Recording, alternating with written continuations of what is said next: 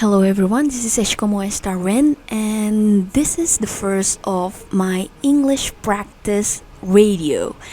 So basically, I've been making Japanese practice radio where I practice my Japanese. Ooh, that's loud. Where I practice my Japanese by talking Japanese and saying it radio. So this radio is not for people who want to learn English, but actually for me to practice my English, just how I practice my Japanese. So lately, I found out that as my Japanese is getting better, my English is getting worse. And as my English is getting better, my Japanese is getting worse. So I don't know how to get around it. And I came to the conclusion that if I were to make all this Japanese speaking lesson simply because I don't have anyone to talk in Japanese with, why don't I make an English speaking lesson? Although I do have someone to talk in English with, like I have the Nanasis Internationals community to talk with me in chat, and then I have one of my veterinary medicine friend to talk to in English. But in the end, well, I think it's still deteriorating with I don't know, many factors. And also, one of the things that make me want to make this radio is because lately I'm running out of energy to start writing my blog. So I actually write blogs, and then I also write stories, but just I write my blogs especially about Tokyo Seven Sisters, a mobile game, an idle mobile game, because there's no English translations of that game, so I'm writing the story of that game into my blog as a summary, but I don't have enough energy to do it lately. So I think this radio, other than it being me practicing English, it might also be about me giving summaries of things that I like, be it Nanasis or the Tokyo Seven Sisters, or maybe the books that I write. Not books that I write, books that I read. So I have several Japanese books that I read, and I find them very interesting. I cannot say that they're my favorite among all. I do like them though, else I wouldn't read them until the end. But they're the only things that I can read. So yeah. To be honest, I think for some of you who are actually still practicing Japanese in whatever level you are, I think it's good to know them, because hey, I'm bad at kanji. I'm really bad at one, as in really really bad. Of course, I can read them to some degree right now, and I think that's all thanks to these books. Like the moment I first read them, I only understand like 70%, 80% of them. I'm at the level where I can't even read Yubin Kyoku or Post Office, because I've never, like, okay, I've drilled it before, but because I don't use it much, I don't remember much of it. And this novel will help you to remember this kanji, because you're going to meet, the more common kanji over and over and over again, and then it will eventually get to you what they mean. And to be honest, I think reading and hearing things are two different things when it comes to Japanese. Or because one character may have a meaning in kanji, we all know that, to be honest. And to have them, chained to one another, you will learn more about how to decode them. As I learn about, these languages, I start to realize that my brain works differently for each language that I'm using.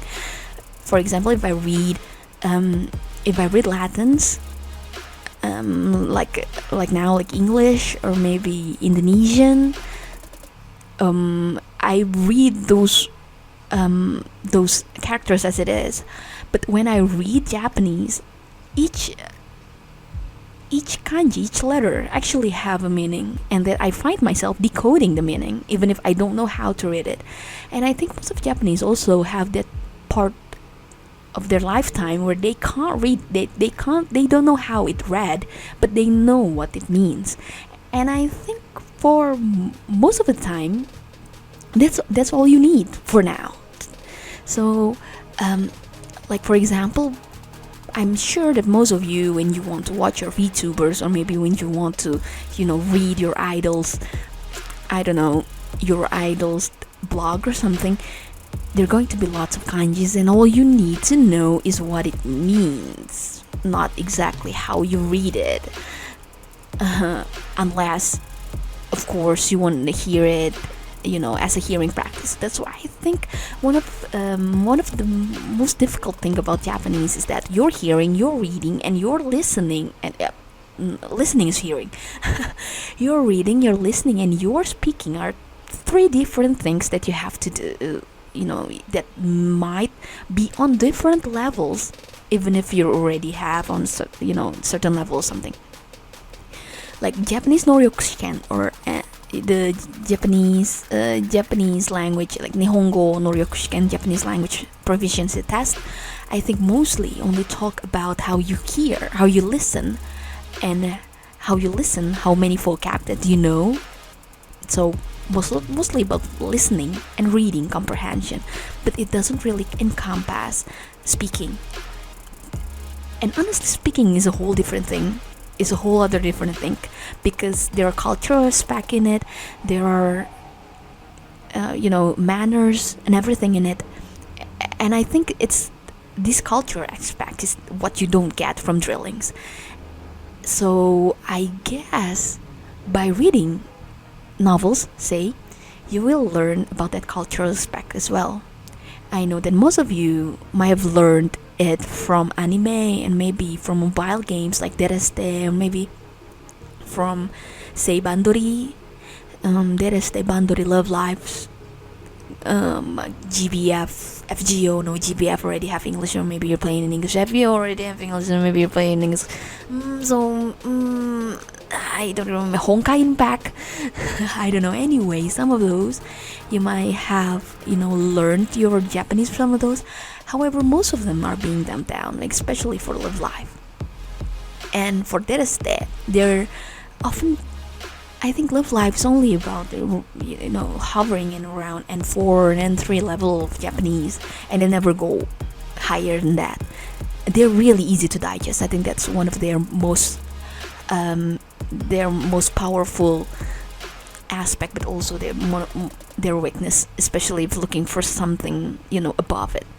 The rest is in between. I think around N3 stuff. The vocab might get higher thanks to girls like Ranko, but I don't think it's going to. Maybe around N3 and 2. Then you have Tokyo Seven Sisters, which is really hard. I think Tokyo Seven Sister will go around N2. If you're not N2, if you're still N3, I think it's going to be hard to understand Tokyo Seven Sisters. Yeah. And so I think most of those games, I don't know if I should include Tokyo Seven Sisters, because it do have quite good portrayals of the vocabularies that you're going to meet in real life, compared to, say, that is the Love Live.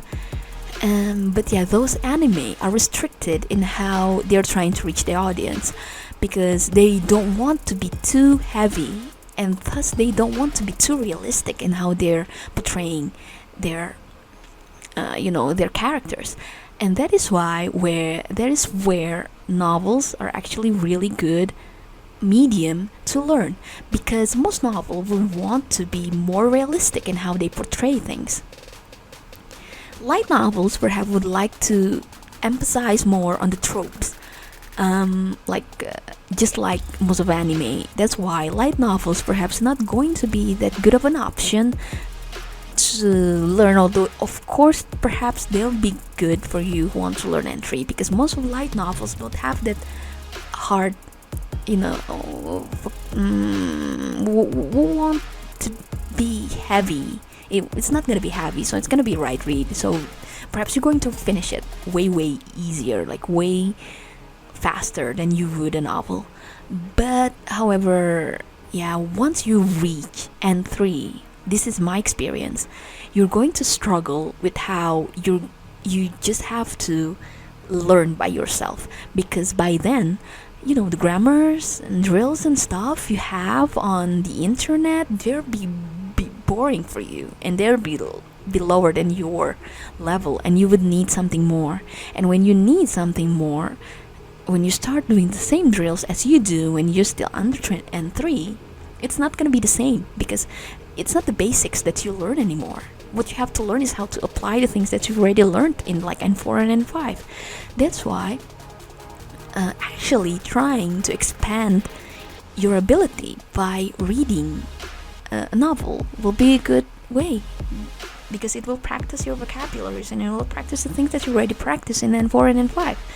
So yeah, that's why I'm going to talk about these books that I managed to read when I was still learning, and I actually just genuinely like this book. So yeah, there's that too. Some of the light novels, like Monogatari series, will be a little bit harder, but these books that I'm going to say to you actually are readable if you're already N3, because they don't have that much difficult things.